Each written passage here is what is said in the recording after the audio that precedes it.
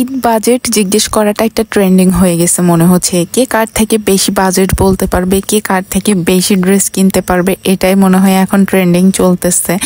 কি একটা অবস্থা চারোদিকে, মনে হয় ঈদ শুধুমাত্র তাদের জন্যই আসছে আর কারো জন্যই আসে নাই। আসলে কি এই ব্যাপারটা এমন হওয়া উচিত ছিল?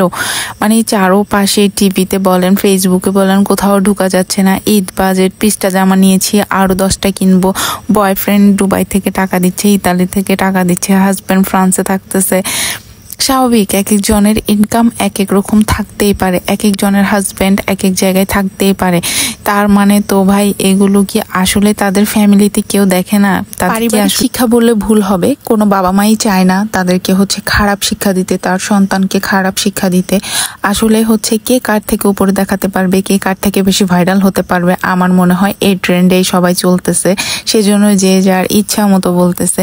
তবে সবকিছু থেকে একটা জিনিসই ভালো লাগছে, একটা মেয়ের একটা ইন্টারভিউতে দেখলাম ওর বাবাকে ধরে কান্না করে দিয়েছে। আসলে যে আমরা যারা মধ্যবিত্ত আছে, আমাদের কখনোই ঈদ বাজেট নাই।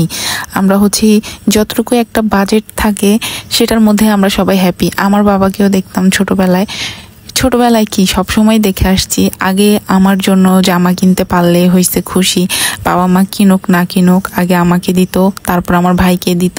মোটামুটি যতটুকুর মধ্যে দিতে পারতো নাই কেন, ততটুকুতেই আমরা হ্যাপি ছিলাম। আমার মনে হয় ঈদ বাজেট জিজ্ঞেস করাটাই একটা টক্সিক ব্যাপার। আমরা মানুষরা এতটাই যে নিচে নেমে গেছি, এখন মানুষকে ঈদ বাজেট জিজ্ঞেস করতেছি। ভাই সবার তো সামর্থ্য এক নাই।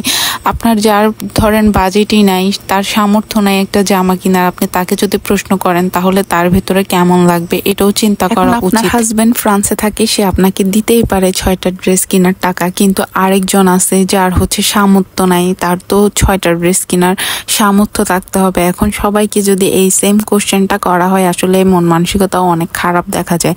এগুলো আসলে যারা জিজ্ঞেস করে, আমি বলবো তাদের মন মানসিকতা অনেকটাই নিচু। এটা জিজ্ঞেস করাটাই একটা টক্সিক ব্যাপার। তো যাই হোক, অনেক কিছুই বললাম। এখন আবার আমাকে জিজ্ঞেস করিয়েন না আপু আপনার ঈদের বাজেট কত, বিকজ আমার কোনো বাজেটই নাই ভাই। কারণ আমার হাজব্যান্ড আগে আমাকে সবসময় কিনে দেয়, আলহামদুলিল্লাহ। ও যাই দেয় না কেন আমি তাতেই খুশি। এমন না যে পাকিস্তানি ড্রেস কেনার আমার অ্যাবিলিটি নেই, আলহামদুলিল্লাহ। কিন্তু আমি মনে করি শুধু একটা ড্রেসের পিছনে এত টাকা নষ্ট করার কোনো মানে হয় না।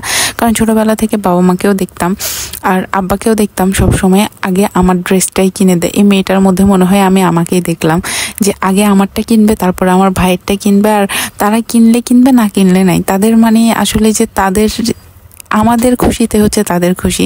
এখন আমার হাজব্যান্ডকেও আমি ততটুকুই দেখি। সো আলহামদুলিল্লাহ এই দিক থেকে।